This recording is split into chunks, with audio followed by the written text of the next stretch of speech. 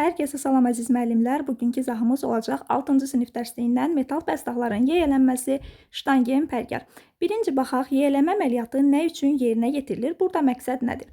Yiyələnmə bizə çertyojda verilmiş dəqiq ölçüləri əldə etmək üçün pəstahdan emal payının götürülməsidir. Burada emal payı dedikdə çox da böyük olmayan metal qatının kəsilməsi nəzərdə tutulur. Yiyələr alət düzəltməyə yararlı poladdan hazırlanır. Yiyələr müxtəlif xüsusiyyətlərinə görə bir-birindən fərqlənir. Baxaq o xüsusiyyətlər hansılardır? Birinci növbədə yiyələr en kəsiyinin formasına görə fərqlənir və 7 növdə olur.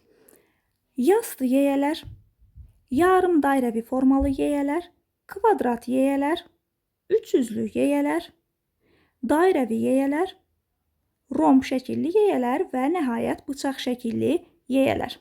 Bundan başqa, hər 10 millimetrlərinə düşən dişlərin sayına görə də bir-birlərindən fərqlənirlər. Çərtiklərinə görə isə yiyələrin 3 növ var. 1 qatlı, 2 qatlı və törpülü yiyələr. Və işlək hissələrinin uzunluğuna görə də yiyələr bir-birindən fərqlənir.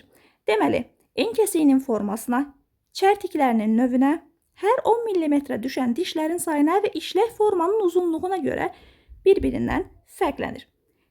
Yiyələr nömrəsinə görə 0-dan 5-ə qədər 0, 1, 2, 3, 4 və 5 olmaqla tam 6 növdə olur. Və hər bir nömrəli yiyə müxtəlif özünə məxsus xüsusiyyətlərə malikdir. Gəlin indi onlara baxaq.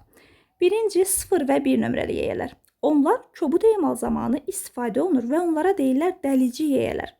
Hər 10 millimetrində 5-dən 12-yə qədər diş ola bilər. Və bu yiyələrlə emal zamanı 0,2-0,5 millimetrlik emal qatı pəstahdan götürülür.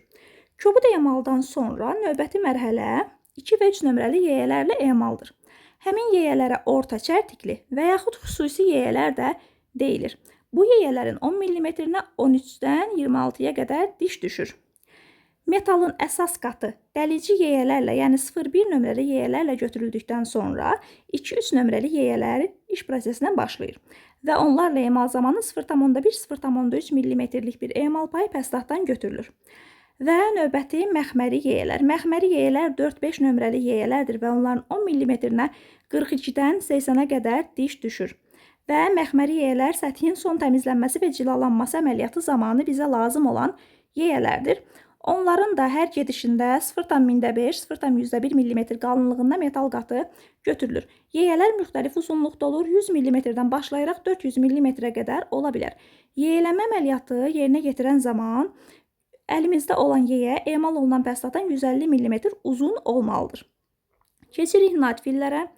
Natfillər xırda detalları və incə iş tələb edən pəstahları təmizləmək üçün istifadə olunur. Uzunluqları 80-dən 160 mm-ə qədər olur. Natfillər kiçik ölçülü yiyələr adlanır. Qalınlıqları 1 mm, diametrləri isə 2-3 mm arasında olur. Dişlərinin sayı isə 20-dən 112-yə qədər ola bilər. Yiyələmə zamanı işin vəziyyəti pəstahların təmizlənməsində olduğu kimidir. Yəni, yiyənin dəstəyinin girdə hissəsi sağ əlin ovucunun içinə dirənməlidir. Sol əli isə yiyənin kənarından 20-30 mm geri olmaqla yiyənin burnundan qoyulur. Əgər biz paralel müstəviləri emal ediriksə, birinci əsas göstərilən müstəvi emal prosesi olunub bitməlidir. Daha sonra digər müstəvilər nişanlanmalı, ölçülər götürülməli, nişanlanmalı və yiyələnməlidir. Yiyələnmə eninə, uzunluğa, çarpaz və dairəvi olmaqla 4 formada yerinə yetirilə bilər. Əgər böyük emal payını çıxarmaq istəyiriksə, bu zaman bizə eninə yiyələmə lazım olacaq. Əgər səthin düz xəttliliyini təmin etmək istəyirsə, bu zaman bizə uzunluğa yiyələmə lazım olacaq. Pəstahın soldan sağa çəpinə xətlə, sonra isə solunda sağdan sola çəpinə xətlə yiyələnməsi əməliyyatı isə adlanır çarpaz yiyələmə əməliyyatı. Dairəvi yiyələnmə isə səthin son işlənməsi zamanı və xırda emal payının çıxarılması üçün yerinə yetirilən əməliyyatdır. Nazik təbəqə metal və məftildən detalların hazırlanması zamanı sadə nəzarət ölçü alətləri olaraq xəttkeşdən, çilingər bucaqlığından istifadə olunur. Amma daha dəqiq ölçmə əməliyyatı yerinə yetirmək istəyiriksə, bizə ştangen, pərgar adlanan bir alət lazım olacaq. Bu alətin əsas funksiyası detalların xarici və daxili ölçülərini, deşik, oyuq və qanovçuqların dərinliklərini ölçmək üçündür. Ştangen, pərgar 9 hissəlidir, 9 hissədən ibarətdir. Gəlin hissələrinə də nəzər salaq. Birinci hissə ştanq, qeyd edirəm, yanında hərəkətsiz yuxarı dodaq burada yerləşir. Daha sonra hərəkətli yuxarı dodaq onun qarşısında yerləşir. Çərçivənin sıxıcı vinti bu hissədir, sıxıcı vint. Sonra hərəkətli çərçivə, dərinlik ölçən bu hissə, dərinlik ölçəndir. Nonius ştangenpergarın şkalasıdır. Noniusun ümumi ölçüsü 19 mm nəzərdə tutulmuşdur. Hər bölgünün ölçüsü isə 1,9 mm nəzərdə tutulmuşdur. Daha sonra hərəkətli yuxarı dodaq bu hissədə yerləşir və qarşısında da hərəkətsiz yuxarı dodaqdır. Sol tərəfdə olanlar hərəkətsiz, sağda olanlar isə hərəkətli dodaqlardır. Ştangenpergarla işləyən zaman bir neçə qaydaya diqqət yetirməliyik. Əlbəttə ki, işə başlamadan əvvəl onun üzərində toz və yaxud sürtkü yağı varsa, onu parça ilə silib təmizləmək lazımdır. Təmizləmə zamanı sumbata kağız və bıçaqdan əlbəttə ki, istifadə etmək olmaz. Emal olunan detalların üzəri çirkli olmamalıdır, cızıqlar və ya tilişkələr olmamalıdır. Ştangenpergarın dodaq hissələri iti uclardan ibarətdir və onlarla işləyərkən diqqətli olmaq lazımdır. Ştangenpergarın dodaqlarının əyilməsinə yol vermək olmaz. Ölçmə şkalasını oxuyarkən gözlərimiz tam ştangenpergarın şkalası ilə düz üz-üzə durmalıdır. Deməli, dediklərimi ümumiləşdirək.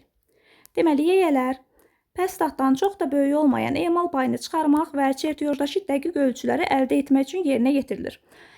Alət düzəltməyə yararlı poladdan hazırlanır. Formasına görə, enkəsinin formasına görə 7 növdə olur. Bundan başqa çərtiklərinin formasına görə 1 qat, 2 qat və törpül olmaqla 3 növü vardır. Hər 10 mm düşən dişlərin sayına görə fərqlənir. Bundan başqa İşlək hissənin uzunluğuna görə fərqlənə bilər. 0,1 nömrəli yeyələr dəlici yeyələrdir. Çobud emalda istifadə olunurlar. Hər 10 mm-nə 5-dən 12-yə qədər diş düşür. Çobud emaldan sonra 2 və 3 nömrəli yeyələr işə başlayır. Onların da hər 10 mm-nə 13-dən 26-ya qədər diş düşür. 2-3 nömrəli yeyələrə orta çərtikli və yaxud da xüsusi yeyələr də deyirlər və onlar 0,1-0,3 mm-lik bir emal payı götürür. Bəstatdan 4-5 nömrəli yeyələr məxməri yeyələrdir. Hər 10 mm-lərinə 42-dən 80-ə qədər diş düşür. Onlar əsasən son təmizləmə və cilalama əməliyyat zamanı istifadə olunur. İncə iş tələb edən və xırda detallar zamanı bizə lazımdır natfil. Natfillərdə də 20-dən 112-yə qədər diş olur. 80 mm-dən 160 mm-ə qədər uzunluqları ola bilər. 2 müstəvi emal olunursa, əvvəlcə əsas müstəvi, daha sonra digər müstəvi emal edilməlidir. Böyük emal payı çıxarmaq üçün eninə yeyələmədən, düz xətli səth əldə etmək istəyirsə uzuna yeyələmədən istifadə olunmalıdır. Soldan sağa çəpinə xətlə, sonra eninə və sonda sağdan sola çəpinə xətlə yeyələmə əməliyyatı isə çarpaz yeyələmə adlanır. Səthin son təmizləməsi zamanı isə bizə dairəvi yeyələmə lazım olacaq. Ştangenpergar dəqiq ölçüləri əldə etmək üçün nəzərdə tutulmuş alətdir. Dərinlikləri, oyuqları və deşikləri dərinliğini ölçmək üçün lazım olan alətdir. Bugünkü izahımız bu qədər əziz müəllimlər. İzlədiyiniz üçün təşəkkürlər.